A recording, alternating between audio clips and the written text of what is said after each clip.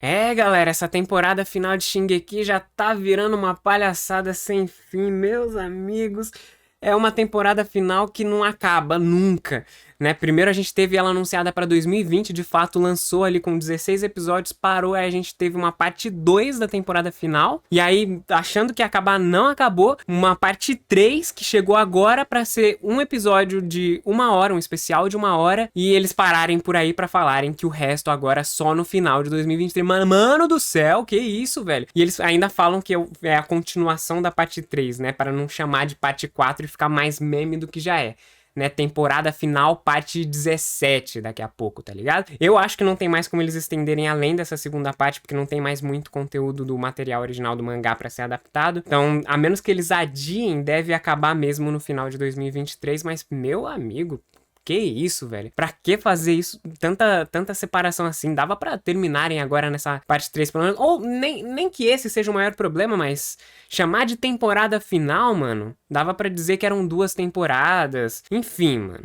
Esse marketing aí pra meio que atrair as pessoas falando, temporada final pra galera se hypar e assistir. Eu não curti muito a forma como eles fizeram isso, mas beleza. Vamos falar um pouco sobre como foi esse especial de 1 hora? Então já vai deixando o seu like aí e chega junto. E aí, galerinha bonita, esse é o canal Maldon Play, eu sou o Paulo Maldonado, espero que vocês estejam bem. Então, começando pela parte que eu achei que foi a mais interessante do especial, ali no começo, quando mostra um pouco mais da perspectiva do Eren com tudo isso que ele tá fazendo, na parte que ele encontra aquele garoto apanhando nas ruas e tem um momento de empatia, de se preocupar com ele, mas aí ele pensa que não faz sentido ele salvar o garoto, já que nos planos dele, o próprio Eren vai acabar pisoteando o menino junto com todos os outros quando ele chegar ali com os titãs.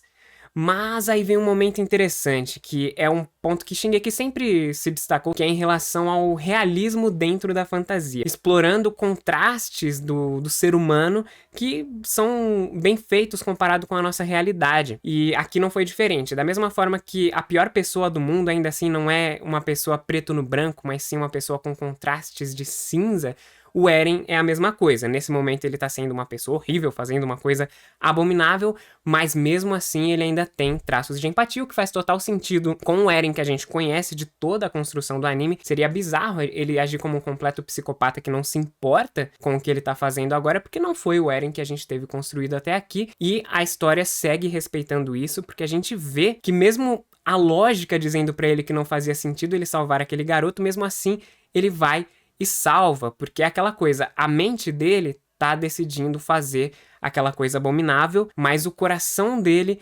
ainda não consegue evitar de ajudar uma pessoa numa situação de perigo, porque ele ainda tem seus traços de empatia, mesmo nesse momento que ele tá sendo um completo monstro, né? Algo totalmente indefensável.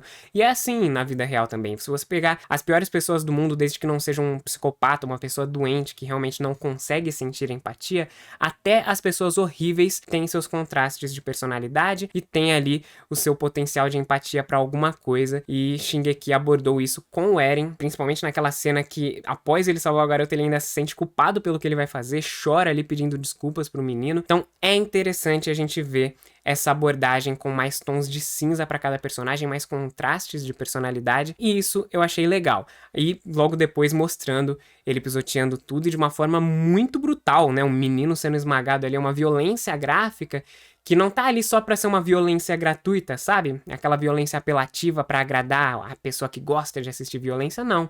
Shingeki sempre soube usar a parte da violência pra criar impactos na própria trama, na própria narrativa, pra você ter ali um certo choque ao ver aquela cena. E realmente ficou muito bem feita essa parte, a cena muito bem dirigida. Eu gostei bastante desse início. Depois a gente vai ali pra parte que tá reunido os Eldianos, tanto da ilha quanto os de Marley, que estão naquela aliança. E essa é uma coisa que, desde que a aliança começou, é um tanto difícil pra mim de engolir a forma como isso ocorre, porque tudo bem, eles meio que não têm outra escolha a não ser fazer essa aliança agora pra trabalharem juntos contra o Eren, então eles estão obrigados a isso, mas eu sinto que a obra explorou muito pouco as diferenças entre os personagens, no caso das tretas deles, que não são tretinhas leves que dá pra você simplesmente ficar de boa. Eles tiveram alguns impasses ali no começo da aliança, mas depois teve aquela reunião de condomínio ali na parte, ó, já ia falar temporada passada, né? Na parte passada da temporada, que, cara, eu achei que foi uma certa forçação de barra a forma como eles ficam de boa uns com os outros. Claro que eles não esqueceram o que aconteceu, mas, mano, o que o Rayna fez ali nas muralhas, cara, resultou na morte das famílias dos Eldianos da ilha, tá ligado? Do Armin, da Mikasa, de todo mundo. Então, como que eles andam junto com esse cara tão de boa assim? A mesma coisa a Anne, ela esmagou várias pessoas na frente do Armin, na frente da Mikasa, e eles estão ali juntos, até desenvolve um certo relacionamento entre o Armin e a Anne, tá ligado? Mostrando como se existisse um romancezinho ali, e isso eu acho muito bizarro, mano. Eles deveriam ter nojo só de olhar pra cara deles, tá ligado? É muito estranho isso, porque mesmo que eles partam daquele princípio de, eles sofreram lavagem cerebral, a posição que eles estavam era algo muito difícil, mesmo assim, cara, eram as famílias deles, pessoas queridas, os companheiros ali das forças especiais, enfim, mano. É um negócio que, para mim, não tá convincente, esse desenvolvimento da relação desses personagens nessa aliança. Eu não consigo engolir muito bem a forma como isso ficou. Pra mim é uma das coisas mais forçadas nessa parte final do Shingeki. E aí, né, avançando um pouco, aparece o Froco novamente. Pô, esse cara aí tá fazendo hora extra já em dar trabalho, né? Pô, o maluco chato dando os tiros ali no avião. O que fez com que eles tivessem que correr contra o tempo, e foi o que resultou ali na cena de sacrifício da Hanji, né? Foi o único objetivo, na verdade, dos tiros do Froco, foi pra ter um momento de sacrifício da Hanji. Tem aquela parte legal do Rivai falando Shinzo Sasageyo pela primeira vez, né? Entregue seu coração, que ele nunca tinha falado, fala clássica da tropa de exploração. Então foi bacana essa parte, exploraram um pouco a personalidade da Hanji na cena com ela admirando os titãs colossais enquanto enfrenta eles, e também a animação da parte de ação estava muito bem feita, a cena ficou muito bem dirigida, com uma movimentação super fluida, então nessa questão da direção visual da ação em si ficou muito bonito, ficou muito legal. A própria cena em si é uma cena bem feita, embora que eu acho que a Hanji merecia um momento de sacrifício com mais grandiosidade. Porque, cara, se você para pra analisar, foi só uma cena clichê de sacrifício de personagem. Ela ali dando a vida dela pra atrasar os titãs, só realmente pra ganhar tempo, não foi nada além disso, não teve nenhuma outra camada além disso. Foi uma cena básica de sacrifício do mais clichê possível, e ainda assim não teve uma direção de cena ou até uma construção narrativa pra ter um peso emocional muito grande. Não é uma cena que você assiste e fica emocionado, sabe? Que seria algo pra compensar o fator clichê.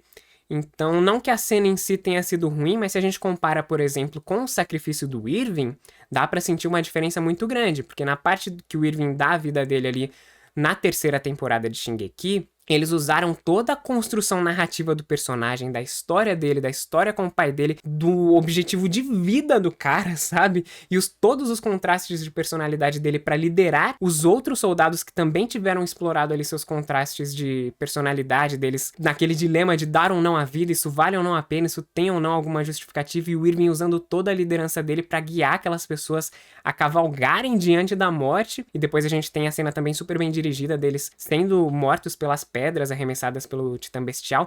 Então toda essa cena tem uma construção, um envolvimento, uma relação com a história daqueles personagens, com a história da própria temporada, que teve um foco muito grande no Irving, que deu um peso muito maior. Fora que foi ela que resultou na cena seguinte do Rivai atacando o Bestial, que era o objetivo daquele sacrifício, e foi uma cena incrível, né? Então tudo ao redor do sacrifício do Irving foi grandioso, é uma cena muito bem feita.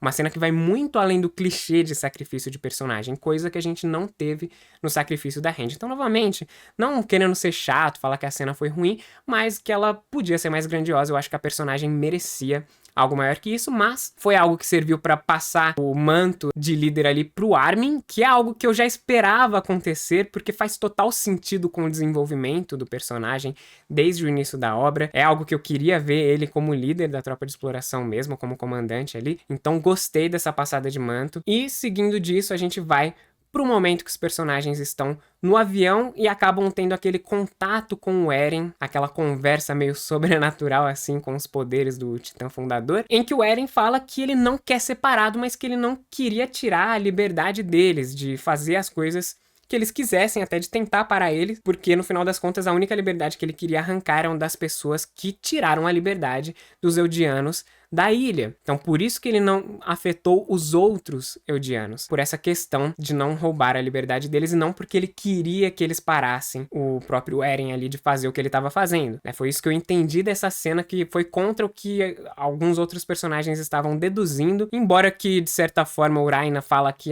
então era o que eu tava pensando mesmo. Eu confesso que fiquei um pouco confuso, porque pra mim ele tinha entendido que o Eren queria separado e a forma que o Eren falou me deu a entender o contrário. Que ele não quer separado, ele só não quis tirar a liberdade da galera. Pra mim foi isso que eu entendi. Tanto é que ele fala que ele não vai separado com conversinha, que se eles quiserem eles vão ter que matar ele mesmo e acabou, tá ligado?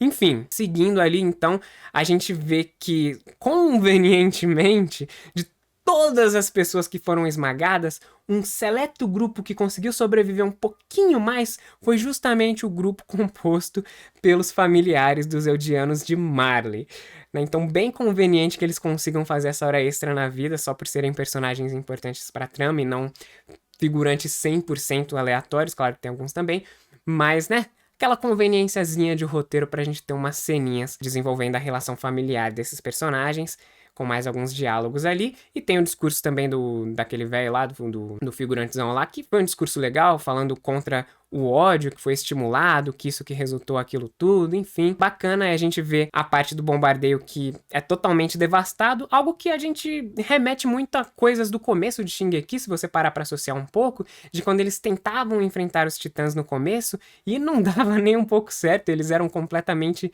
destruídos pelos titãs naqueles primeiros combates, na primeira temporada, e todas as esperanças que eles tinham eram arruinadas.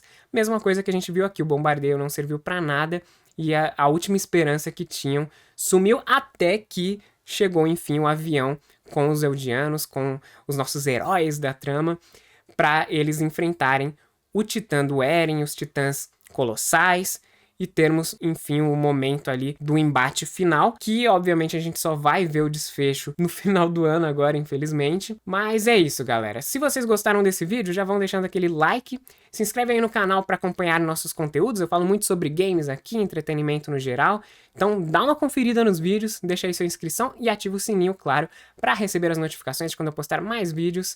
Então conto com o apoio de vocês, muito obrigado e fui-me eu na minha ida!